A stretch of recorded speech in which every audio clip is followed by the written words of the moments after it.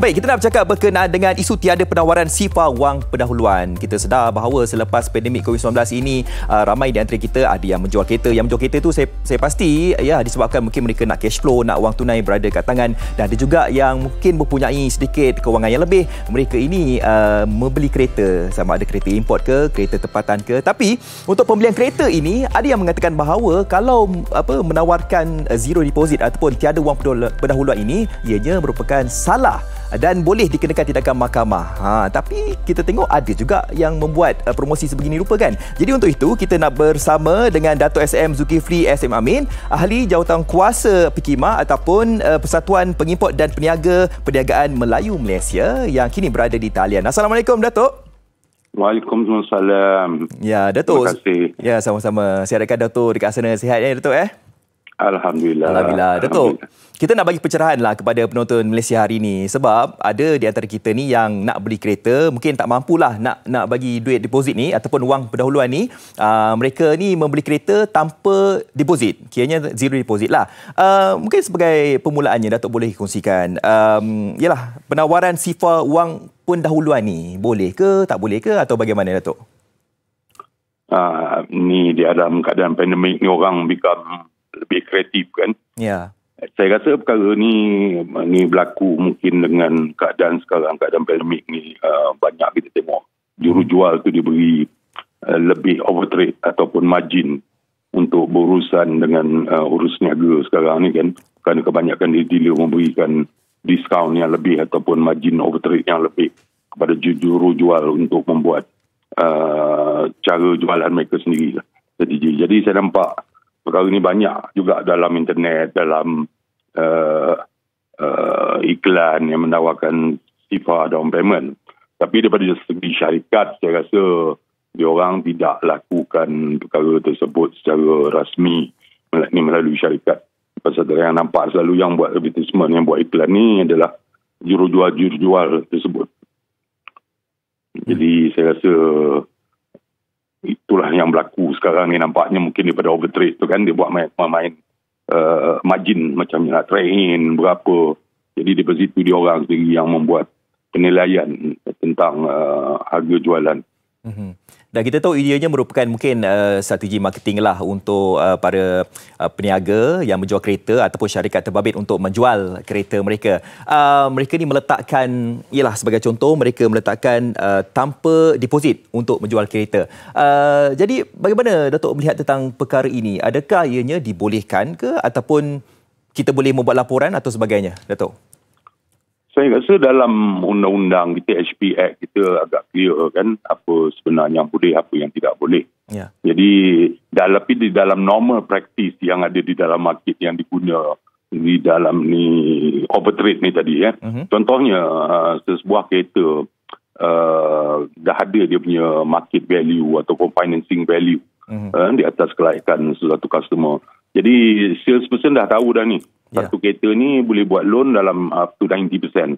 Bila dalam 90% tu ada 10% nilai down payment yang sepatutnya dikeluarkan. Betul. Tapi apabila penjual dalam keadaan pandemik sekarang ini, dealer banyak lego dia punya margin, lego dia punya asalkan dia dapat cash flow yang dapat run untuk cover dia punya overhead, salesperson dia kan sales drop banyak. Jadi terutama untuk ahli-ahli perkemar juga berlaku begini kan. Kereta-kereta mewah ni agak jatuh mendadak juga dia punya jualan.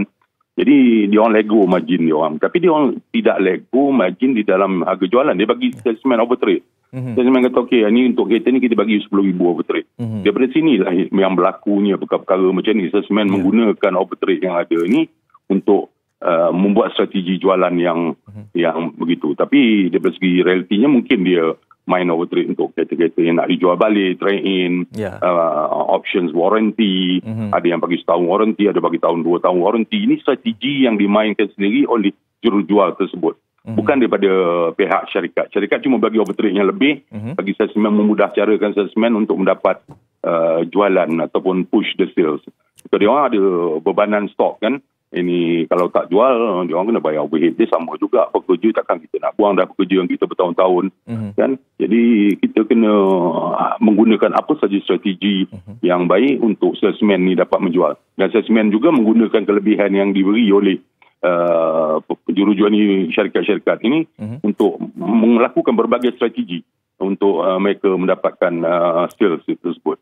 Betul. Dan pada masa ini juga kalau kita perhatikan, bank mempunyai akses kredit yang lebih baik untuk pelanggan. Jadi semacam, dan dia juga ada sistem yang agak transparent. Macam contoh kalau kita beli kereta 50,000 jenama ini, loan dia boleh buat banyak ini. Jadi dengan ada overtrade macam ni, senang dia orang nak buat apa, dia tahu dah, tak tahu lagi orang ni berapa boleh loan, orang ni berapa boleh loan. Jadi lebih kurang agak standard. Jadi sistem ni yang diguna pakai, saya rasa di dalam keadaan pandemik ni boleh kebanyakan jurujual. Betul. Itu strategi yang betul lah yang diguna pakai kepada mungkin penjual ataupun dealer ini. Tapi itulah dia, disebabkan mungkin sekarang ni mereka melihat bahawa kita ni mungkin ada yang duit lebih dan sebagainya. Mereka menggunakan strategi zero deposit tu untuk memancing sebenarnya kan golongan pembeli ini. Untuk zero deposit ni sebenarnya dia ada kesan sampingan buruk dan baiknya. Baiknya mungkin ialah disebabkan kita tak perlukan untuk mengeluarkan wang yang banyak.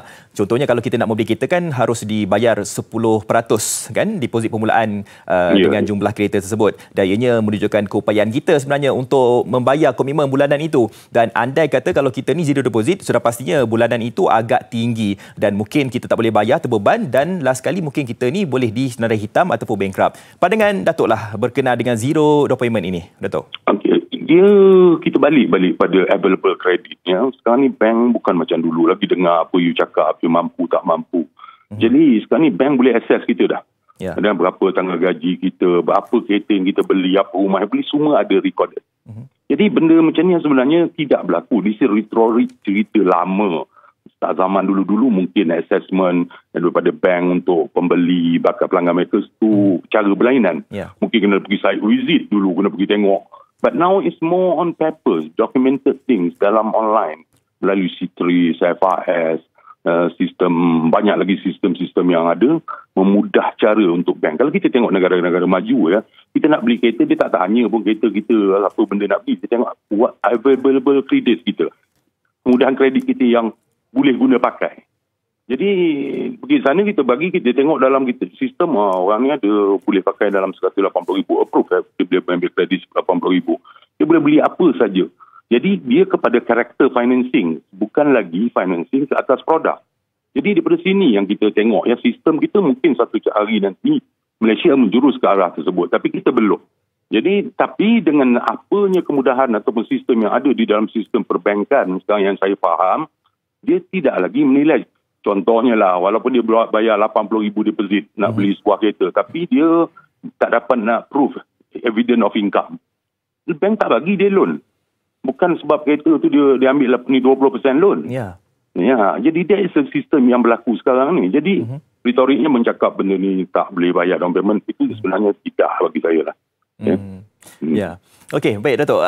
Kita nak bercakap berkenaan dengan ramai di antara kita ni yang dah pun membeli kereta sekarang ini. Tapi sebelum mereka ini membeli kereta, sebelum PKP tak silap saya, di awal pandemik tempoh hari ketika PKP tu, memang sektor otomotif ni memang terkesan lah. Khususnya untuk penjual dan dealer-dealer kereta pun mengalami banyak kerugian. Dan sebab itulah kerajaan sebenarnya mengecualikan cukai jualan dan dilanjutkan sehingga ke bulan 6 untuk tahun ini. Jadi Datuk sebagai salah seorang daripada ahli jawatankuasa daripada Perkemar ini, apa yang sebenarnya Datuk boleh berikan tentang situasi semasa Perkemar sekarang ini, Datuk?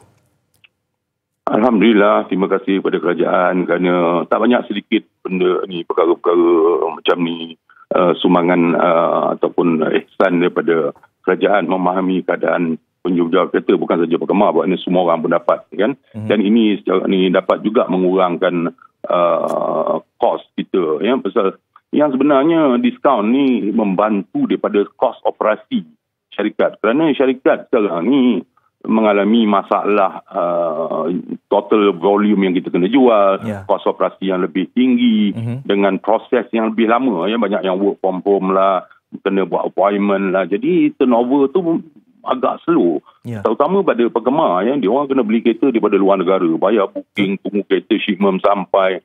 Jadi proses untuk sampai dapat jualan dan dapat duit dengan prosedur setiap agensi kerajaan dengan SOP dia semua. Jadi kos menjadi tinggi dan jualan merosot ya. Kalau kita tengok pengeluaran IP sekali. IP kita walaupun tambah lagi pemain-pemain ataupun pemilik AP, kerajaan memberi peluang kepada orang baru kan. Jadi di mana saya rasa baik untuk bagi orang Bumiputera yang baru untuk peluang. Tapi di dalam keadaan yang susah ni, kita nak maintain kita punya jualan, target sale kita ya, untuk setiap company tu kalau tak jual berapa biji dia tak boleh bayar overhead dia tu. Jangan tak boleh bayar maintain sales person dia tu. Jadi dengan adanya bantuan-bantuan daripada kerajaan macam ni, sebanyak sedikit dapat membantu kita ya, membantu kita untuk bertahan setidak-tidaknya.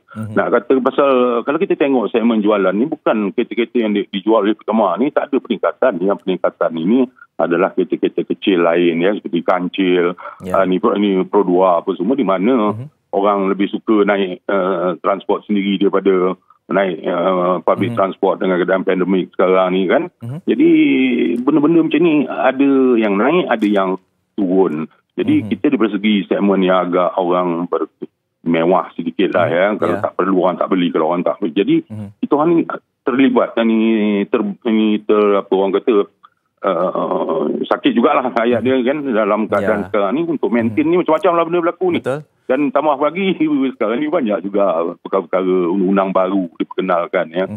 Contohnya daripada segi custom, dari segi penilaian percukaian. Jadi benda-benda macam ni kalau kerajaan dapat menangguhkan atau membincang lagi kan, dapat membantu kita untuk survive for the time being. Kalau pekerja kita ramai, kalau satu syarikat 30 orang, 20 orang, I think ramai yang keluarga yang bergantung kepada perkembangan ni juga ya. Dan kita harapkan juga bahawa ada lagi lah kerajaan sebenarnya dapat membantu sektor pembuatan ataupun sektor pembuatan kereta ataupun otomotif ini sebenarnya. Ya, sebab ramai lagi yang mungkin lagi terkesan. Kita lihat sekarang ni mungkin ramai yang membeli kereta tapi mungkin kita terlepas pandang yang menjual kereta ini, dealer ni sebenarnya ada juga kekangan mereka. Baik, Datuk, terima kasih atas masa yang berikan kepada kami di Malaysia hari ini. Ya. Assalamualaikum. Assalamualaikum. Baik, terima kasih. Ucapkan kepada Datuk SM Zulkifli SM Amin, Ahli Jawatankuasa Perkema Persatuan Pengimport dan Peniaga Perniagaan Melayu Malaysia, bercakap berkenaan dengan isu tiada penawaran SIFA wang pendahuluan. Baik, terima kasih Datuk.